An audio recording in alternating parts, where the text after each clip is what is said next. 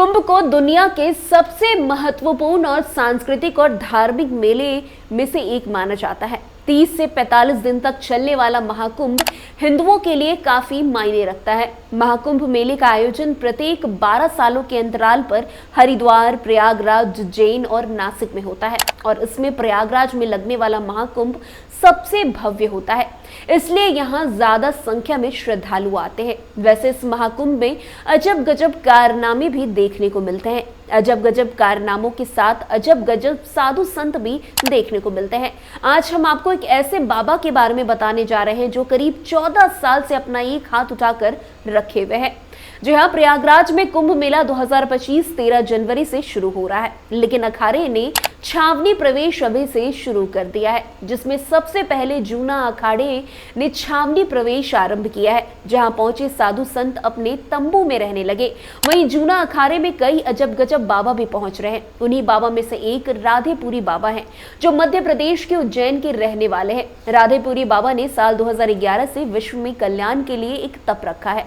बाबा का ये तप ऐसा है कि हर कोई उनको देखकर आश्चर्यचकित हो जाता है, क्योंकि बाबा ने तकरीबन 14 साल से अपना हाथ उठाकर रखा है, जिसे हठ योग कहते हैं। राधेपुरी बाबा अपने दाहिने हाथ को उठाकर रखते हैं, जिस वजह से उनका पूरा हाथ सुन्न पड़ चुका है और उनके हाथों की उंगलियों के नाखून काफी बड़े हो गए हैं और कई बार ये नाखून अपने आप टूट कर गिर भी जाते हैं। वैसे राधेपुरी बाबा के हाथों को देखकर उनके दीर्घ संकल्प का पता चलता है। बाबा 2001 से इस तरह के हठ योग करते चले आ रहे हैं। वैसे मध्य प्रदेश के रहने वाले बाबा ने हठ तपस्या की वजह से अपनी एक अलग पहचान बना ली है। कुंभ मेला 2025 की शुरुआत 13 जनवरी से हो रही है। कुंभ में अलग अलग अखाड़े होते हैं और हर अखाड़े में तरह तरह के साधु संत आते हैं, जिसको देखने के लिए श्रद्धालु उनके अखाड़े में पहुंचते हैं। वहां रहे अजब गजब साधुओं में राधेपुरी बाबा भी शामिल है, जो लंबे समय से हठ योग करते आ रहे हैं, लेकिन हर तप में इनकी एक ही मनोकामनाएं होती है, जिसमें विश्व का कल्याण हो।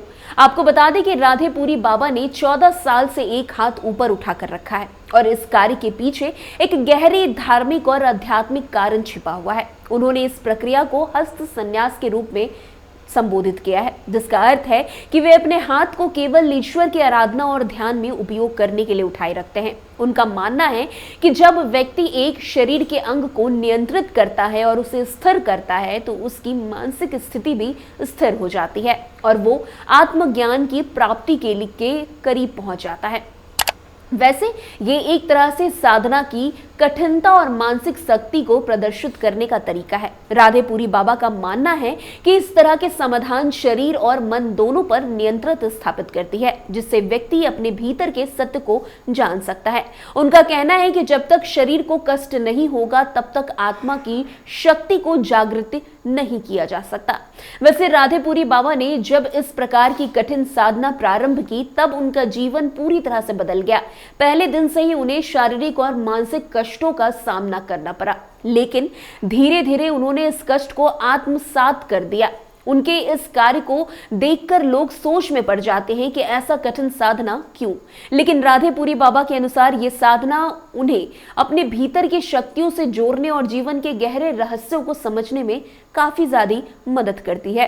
वैसे उनका ये निर्णय केवल शारीरिक कष्ट का सामना करना नहीं, बल्कि ये एक अलग आत्म उन्नति की प्रक्रिया है। जैसे जैसे समय बीतता गया, उनके शरीर पर इसका प्रभाव दिखाई देने लगा। उन्होंने अपने जीवन के अनुभवों में से ये सीखा है कि आत्मनियंत्रण और संघर्ष से ही व्यक्ति का मानसिक विकास संभव है। राधेपुरी बाबा के जीवन में एक खास बात यह है कि उनका जीवन किसी विशेष धर्म या मत से जुड़ा हुआ नहीं है। वे स्वयं को एक ऐसे साधक के रूप में देखते हैं जो सत्य की खोज में लगा है। उनका विश्वास है कि धर्म कोई एक निश्चित रूप नहीं है, बल्कि ये एक व्यक्तिगत अनुभव है जो व्यक्ति के भीतर से निकलता है। उन्होंने अपनी साधना को निर्विकल्प समाधि के रूप में प्रस्तुत किया है, जिसमें व्यक्ति को अपने जीवन के उद्देश्य और आंतरिक सत्य को समझने का अवसर मिलता है। वैसे राधेपुरी बाबा का जीवन दर्शन यह सिखाता है कि जब व्यक्ति अपने भीतर की शांति और ज्ञान की खोज करता है, तो वो बाहरी दुनिया से ऊपर उठकर सच्चाई की ओर बढ़ सकता है। उनका कहना है कि जीवन का सबसे बड़ा उद्देश्य आत्मा का जागरण और ब्रह्म के साथ एकता है। उन्होंने ये सिद्धांत प्रत्यक्ष रूप से अपने जीवन में अपनाया और दिखाया कि शारीरिक सीमाएं केवल मानसिक अवस्था के अनुसार होती है। वैसे आपको बता दें कि राधेपुरी बाबा का जीवन एक प्रेरणा का स्रोत है। उनकी कठिन साधना, शारीरिक और मानसिक तप और आत्मज्ञान की खोज ने उन्हें एक अद्वितीय स्थान दिलाया है। ये दर्शाता है कि जब व्यक्ति अपने लक्ष्य के प्रति अडिग और समर्पित होता है तो वह कोई भी बाधा पार कर सकता है। उनका यह 14 साल लंबा अनुभव न केवल धार्मिकता और साधना का प्रतीक है, बल्कि ये जीवन में आत्मनिर्भरता, संघर्ष और मानसिक शांति की ओर मार्गदर्शन करने वाला एक उदाहरण मात्र है। तो फिलहाल आज की इस खबर में इतना ही। अन्य खबरों में हमारे साथ ऐसे आगे बने रहें और देखते रहिए। तब तक के लिए कैपिटल टीवी बिहार। धन्यवाद।